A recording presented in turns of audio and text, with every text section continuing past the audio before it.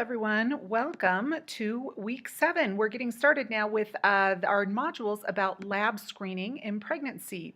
I wanted to post some announcements as we're wrapping up our common discomfort studies and as we're starting into our next topic. So, Module 7 will cover next week routine lab tests in pregnancy and RH incompatibility. You'll find the pregnancy labs lesson in that module really helpful. It's a PowerPoint with the highlights of the common lab tests in pregnancy included on it and explanations. There are also audios about the RH incompatibility topic in Unit B of Module 7 that hopefully you'll find helpful. Module 8 then will cover genetic screening in pregnancy, and this module is fairly heavy in content. There's a review of genetics, discussions about different genetic disorders in pregnancy, and also how we screen for them and what we tell women about them, and then also non-invasive prenatal screening and non-invasive prenatal testing, which is a new topic that's coming out quite a lot lately. So, as far as general information, right now we have the exam for modules 5 and 6, which will be opening on Monday at 8 a.m. as usual, but won't close till Sunday at midnight or 11:55 p.m. I know a lot of you are buried with other coursework for your other classes right now, so I hope having the weekend will be helpful. Remember to check when IT support is available so that you'll have that available for you because their weekend hours are a little bit different. Now, as I've said before, this upcoming exam next week will deal largely with case studies. If you review the review questions, which focus primarily on physiology, and follow the helpful hints in a nutshell documents, you should be fine. Also, if you watch that Camtasia about common discomforts case studies and look at how you approach the common discomforts and what you need to know about them and how you need to think about them, that would be helpful too. There are some practice case studies still in those modules, and you can feel free to respond to those or review those if you'd like. And also, please post any questions you have about this content in the course forums, and then everyone gets the benefit of your questions. So if you do have questions, please, I know some of you email me questions, which is fine. Sometimes I'll ask you to put them in the forum, and I'll answer them there instead, just because I know that other people may have those same questions. So if you do have questions, please use those forums, and I get notified whenever there's a post, so I'll respond at that point. Your grade book now should be accurate through Module 4. Modules 5 and 6 will be finalized when the exam closes. I can't make sure that those 5 and 6 are accurate immediately because I need to manually delete quiz scores and that sort of thing for those of you that have turned in learning assignments instead. So please, if you could, in the next couple days, double check your grade book, make sure it looks right for Modules 1 through 4 learning assignments and quizzes. And if you keep checking it every couple weeks after the exam when it should be up to date, I'll let you know. But if you check it then, hopefully what we'll do is prevent having a whole bunch of edits at the end of the term to the grade book. And that would really help me, and it'll help you because it'll get grades done a lot quicker. So please keep an eye on that. Your Module 6 learning activity or quiz is due by Monday, the 17th at 5 p.m., so don't forget. Remember, you can only do one quiz or learning activity for credit per module, and you have to do a total of 5 quizzes and a total of 5 learning activities. So if you get confused about how many of each you've done or what have you, just send me an email and we'll figure it out together. So at this point, related to your readings, you should be completely done with your Module 5 and 6 readings and be studying and preparing for the exam and starting to work on, case studies and applying that information.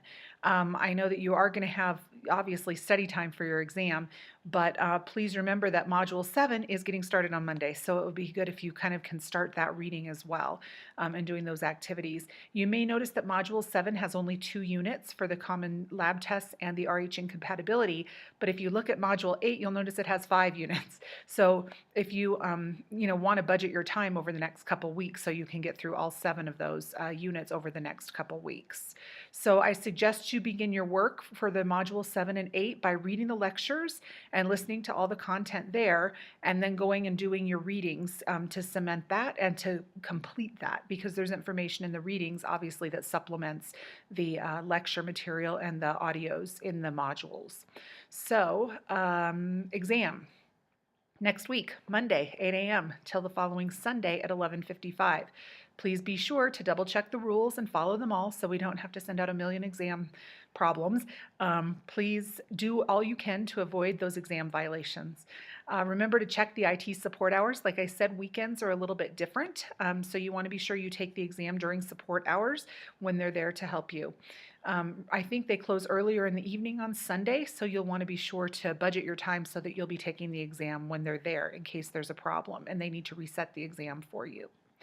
I hope you all are accessing the Open Office BBC recordings in the media folder and found them to be helpful. And I will continue to record those Open Office sessions. However, this week we will not have an audio Open Office session because I'm out of town at a conference all week. So if you have questions or if you need something explained a little better, please post it in the forum and I'll respond there in the forum for you. Our next Open Office is on Tuesday of Thanksgiving week. That's the 25th at 3 p.m. Eastern. If you feel like you need one before that, just because you have questions and you've posted in the forum and you're not getting it or whatever, just send me an email and we'll see if we can schedule one in or another one in during week 8, whatever you all need to do. So there's quite a bit of lecture material and other types of audios and those podcasts, those kinds of things in the next couple modules. So I hope you find that that's helpful to supplement your readings. And remember, please continue to post in the forums any questions you come across because that really is helpful, I think, for clarifying things that a lot of you may have questions about. So if you come across something that you have a question, please put it in there. And then if you do need to phone call or a quick, discussion about something, just let me know and we can certainly arrange that. I am, as usual, happy to review the exam with you after it closes. I'll look at it on probably Monday morning, a week from Monday after it closes, and see how things go and let you know if there's any items that are dropped and what the grade spread was and everything again. So you can be looking for that email. And if you have any specific questions about your exam, some of you just email me right after you finish the exam, and that's fine. I know it's easier to remember your questions right after you do it rather than trying to wait and remember, the following week.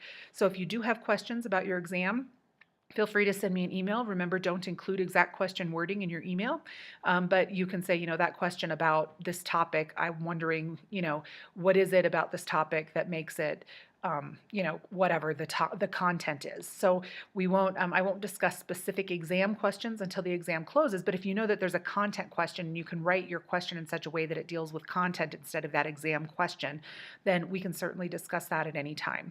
So I just know if you do have a specific question and you're going to forget it, send me an email and we can set up a time to talk about it after the exam closes, and that way you won't forget what your question was because you'll have written it down and emailed me already.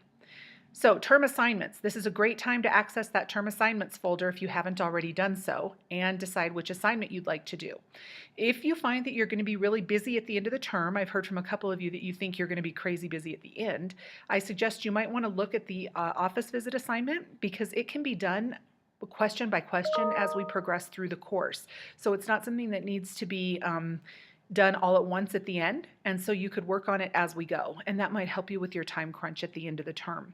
The SOAP note assignment is similar in that you can go through and look at it throughout the term, but you'll need all of the content knowledge from the whole term in order to complete it. So, you can work on it as we go, but you need to definitely make sure at the end of the term that you sit down and kind of complete it and make it one cohesive document once you've had all that knowledge.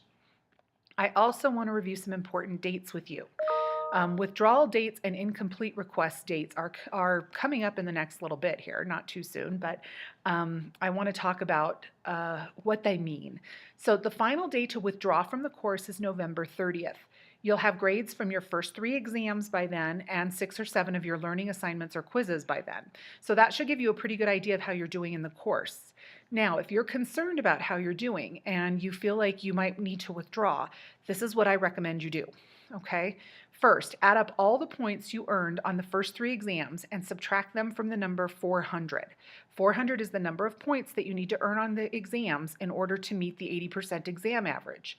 So when you subtract the total number of points that you've earned on the first 3 exams from 400, it'll tell you how many additional points you need to earn on the final 2 exams in order to meet that 80% exam rule. If that number is greater than 200, obviously you can't do it because you can't earn more than 200 points on the last 2 exams. So there's obviously no way you'll pass the class. So at that point you would want to withdraw. If you divide the number of points that you need to earn by 2, then that'll give you the average score that you need to make on the final 2 exams. And then you can look at those and see, is that reasonable or not? Can I do that? So if you decide that that number is like 94 on each exam and you've only earned 60 on the first three, well, that's a problem, right? So you might want to decide to withdraw at that point. So let me give you an example. If you earned an 88, a 76, and an 84 on the first three exams, you've earned a total of 248 points of the 400 points that you need to meet the 80% exam rule.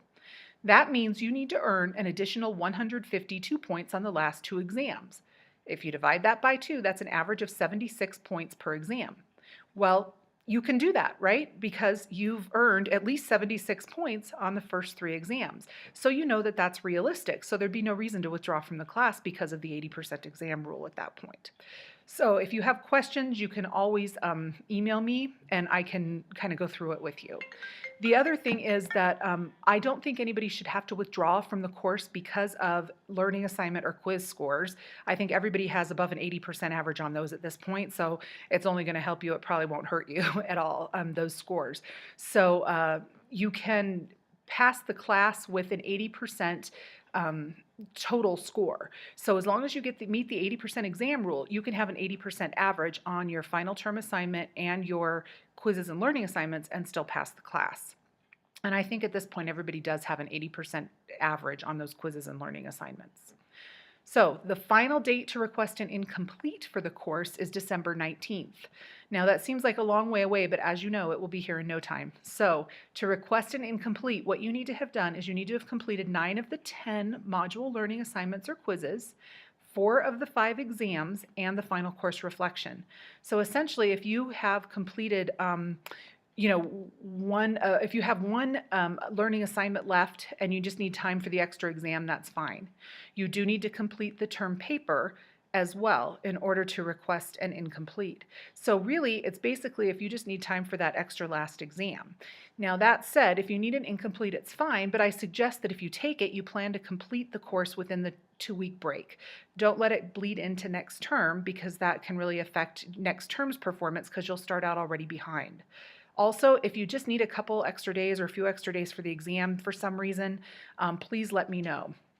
Okay, and we can see what we can do to adjust it. I know there's one of you's already contacted me because you needed to take the exam a day early before it opened, and that's fine. So just let me know if you have an individual situation that is affecting that last exam date, and we'll work together to make that happen.